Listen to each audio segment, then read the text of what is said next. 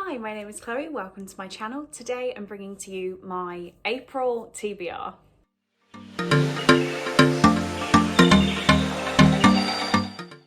So I sort of forgot what month we're in then, sorry.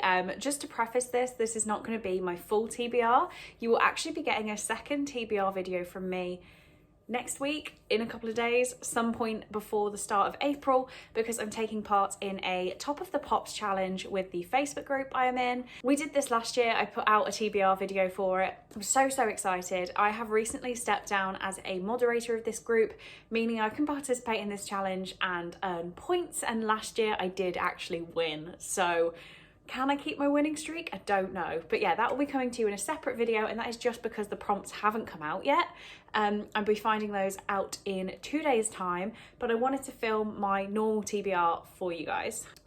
So I have my tired AF mug because we're currently in the middle of Bookoplathon. I've just finished a book, so I'm taking a quick break and filming my video for you.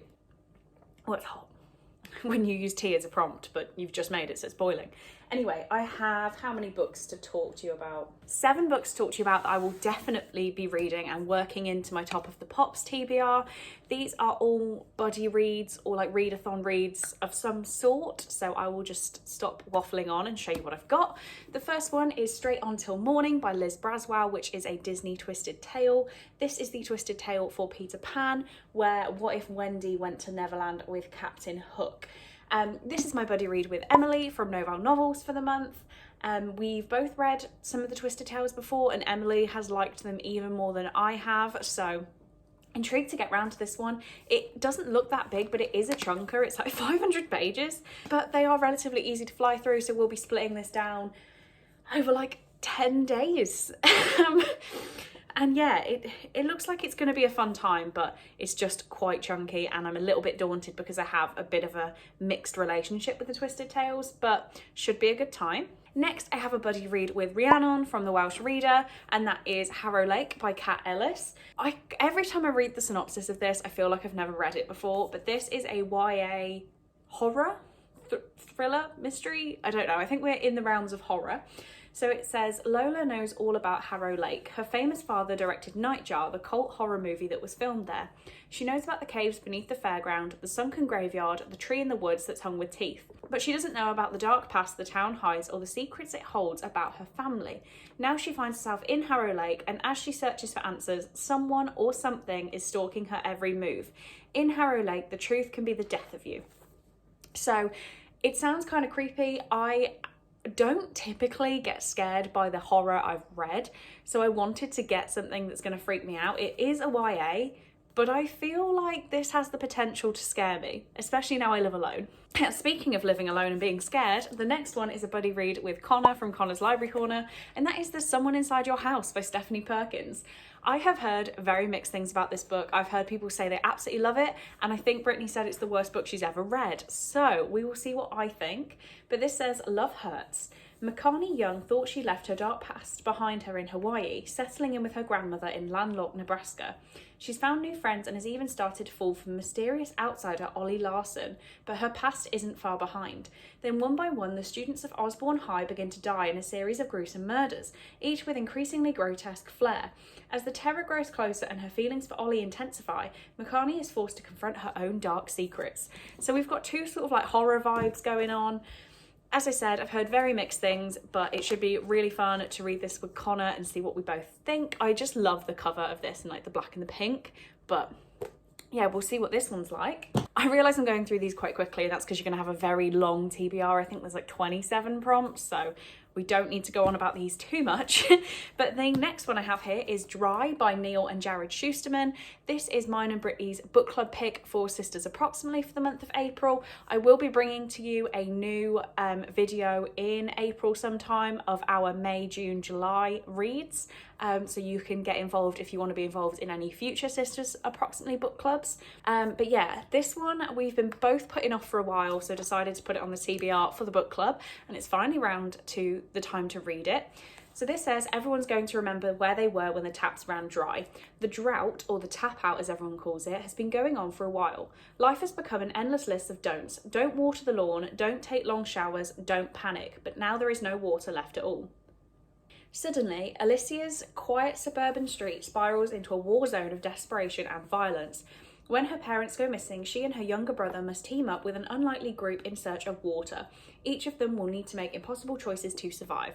So if you want to read this, or you feel like it sounds interesting and you don't care about spoilers, or you want to join our quick non-spoiler session at the start of our book club, make sure you are subscribed, because towards the end of the month we will do a live show discussing our feelings on this book.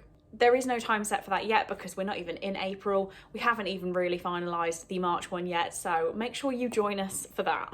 Next, I have the book for the month for Togolong, which is Heir of Fire by Sarah J Maas. This is the third book in the Throne of Glass series. I'm saying this very confidently that I'm going to read it. I'm still not caught up with Togolong. We are towards the end of March and I have not yet picked up the second book, but I have the third one, and then Rachel, the beautiful human, gifted me the fourth book this month. So I am definitely going to be reading these. I will be taking part, but I just seem to be going a little bit slower than I should do. But yeah, I can't really tell you much about this. I feel like everyone knows Throne of Glass lately, but the first book is about Selena, who is a very well-known assassin, and she enters a competition to become the King's champion. I do know this book, I promise. And become like the assassin for the king. But she has to like pass some tournaments first. I'm not doing it justice. Okay, but this is book number 3. Next, I have a buddy read with Chelsea over on Instagram. As I've said, all these people's names, they will be linked in the description, of course. But we're going to be reading The Tattooist of Auschwitz by Heather Morris. This says it's based on the true story of Lael Sokolov. I've never actually read the back of this, I don't think, but I have a very strange relationship with YA fiction told from Auschwitz. I have been to Auschwitz. I have walked under this, like, the gate at Auschwitz-Birkenau. I've walked under the Work Sets You Free. I can't remember the German. I've been there. I find it very, very, very emotional to read anything about it. So this one I feel like is going to punch me in the face. So this is, in 1942, Lael arrived in Auschwitz-Birkenau. He was given the job of tattooing the prisoners marked for survival, scratching numbers into his fellow victims' arms in indelible? I don't know what that word means, I'm sorry. Ink, to create what would become one of the most potent symbols of the Holocaust. Waiting in line to be tattooed, terrified and shaking, was a young girl. For Lael, a dandy, jack-of-the-lad and a bit of a chancer, it was love at first sight, and he was determined not only to survive himself, but to ensure this woman, Gita, did too. So begins one of the most life-affirming, courageous, unforgettable and human stories of the Holocaust, the love story of the tattooist of Auschwitz. I genuinely can't wait. Even just thinking about being in both of the camps at Auschwitz is like giving me chills. Reading that story is giving me chills. I seem to know quite a lot about this period in history, and I feel like it's going to be a very, very, very emotional time. And my final buddy read for the month, on a completely different vibe, I am reading with Sydney. I will link her Instagram. She is not bookish in any way on the internet, but she is one of my best friends in real life, and we're going to be reading The Shadow Friend by Alex North, which is just called The Shadows for her, I believe. I was actually gifted this one by Christina for Christmas. Was it Christmas? Yeah, it was Christmas. So incredibly grateful to be owning this. I read The Whisper Man towards the end of last year and really liked it, but didn't quite love it, and I've heard that this one is better. So this is a thriller. I do want to go in quite blind, but I will read the top of the blurb for you.